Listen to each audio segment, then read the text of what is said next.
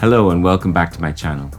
So DJI recently released a new transmission system, which is the SDR, stands for Software Defined Radio System, which is the same as their Accsoon technology, which they've been using in their drones for years. But what they've done is release this in a small, neat package, which sits somewhere between their Raven Eye system and the fully blown DJI transmission system.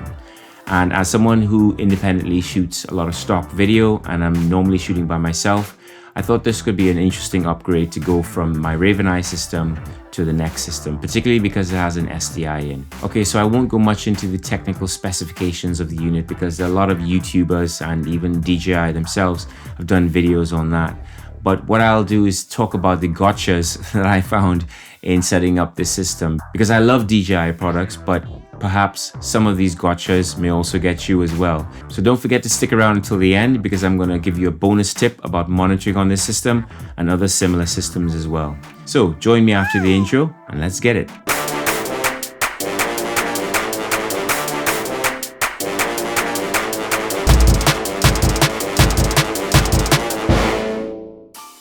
So the first thing you need to do is download the DJI Assistant Ronin series from the website.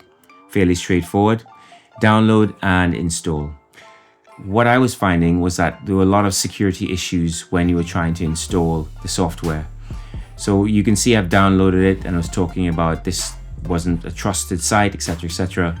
But then again, you do get this when you download from third-party sites. So after a long time of downloading and installing and reinstalling and booting in recovery mode, I was eventually able to get the DJI Assistant Ronin 2 series app installed on my laptop. Then, as instructed, I plugged in the USB-C into port 9, which is the USB-C with the red ring around it. But for some reason, the DJI Assistant software is not recognizing the transmitter. No matter what I did, it would not recognize it. So at this point, having spent about an hour and a half trying to figure it out, I got on the chat support with DJI. So eventually we went through a whole load of troubleshooting scenarios. Basically, they tried everything that I had already tried and nothing worked. But then he said, oh, what about trying a USB-A cable? But obviously my Mac is a new Mac, so there's no USB-A, it's a USB-C. And the DJI Transmitter is a USB-C as well. So what I eventually had to do is I had to get a USB-C to USB-A cable. And then I went into a USB hub, which had USB-A inputs. And then this fed to a single USB-C input-output. So when I connected in this way, it worked. So all along, the issue was that it wasn't somehow going through a USB-A cable. So that was the first gotcha. That took me about 2 hours to sort out. But once I'd done that, I was finally able to activate the unit and get it working. So DJI says that the transmitter is compatible with the Ronin series, which it is. But what they don't tell you is there are essentially two ways of powering the machine. You either power it using one of the Sony NPF batteries, or you power it via the USB-C port. But the problem that you have is if you're using the LiDar system, which I do for autofocus, the LiDar port is the same port that you need to power the transmitter. So for whatever reason, they've designed it so that you can't power the transmitter and plug in the LiDAR at the same time. So it's either or. Obviously, I need to have the LiDAR. That takes priority. So I have to power it by Sony NPF battery. Okay, that shouldn't be too much of an issue because obviously that's one of the ways that you are supposed to power it. So if you mount it under the Ronin gimbal using the supplied bracket that they give you, it works perfectly if you're going to be powering it from the Ronin.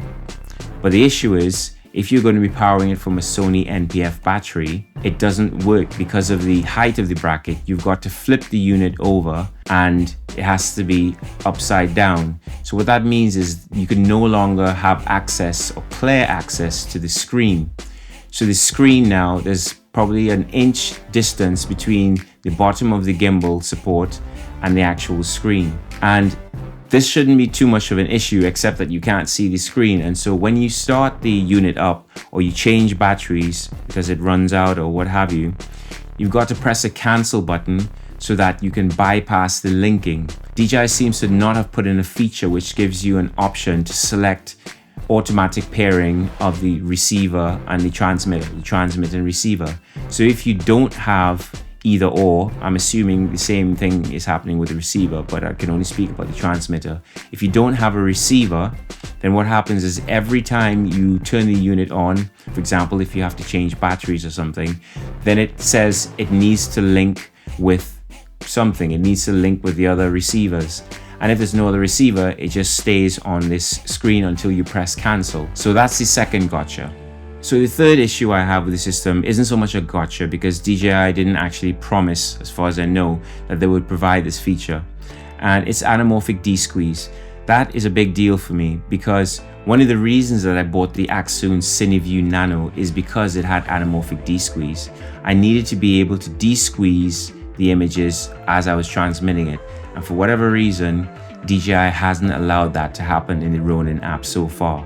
So that was a big issue. So I thought with this system, because it was more expensive than the Raven Eye, not quite as expensive as their fully blown transmission system, that we'd have some anamorphic D-squeeze options in there, but sadly not.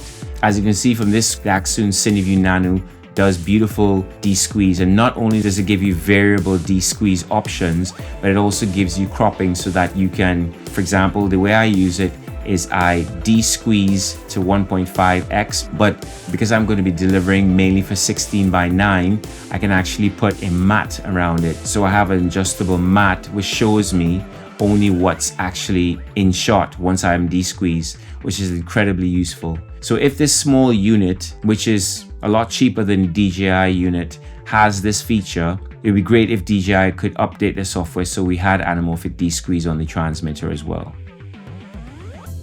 Okay, so you made it this far. So I wanted to give you that bonus tip I was telling you about. So the interesting thing is, with the introduction of the M1 Max and the M2 Max, you can actually download apps that are meant to run on the phone on your laptop.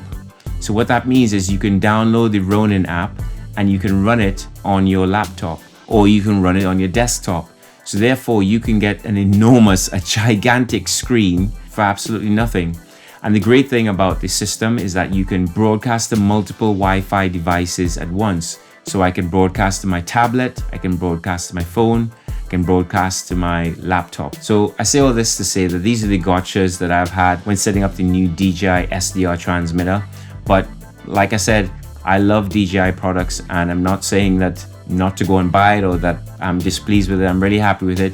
So I just hope they fix those little gotchas at some point in the future so that everyone is going to have a smoother experience, and I will have a easier time of it in terms of being able to use the LiDAR and the transmitter at the same time. But let's see how it goes. So thanks very much for watching. Don't forget to like, subscribe, comment, share, put this into your Facebook groups or what have you, and I look forward to seeing you in the next video. Till then, stay blessed, stay lucky.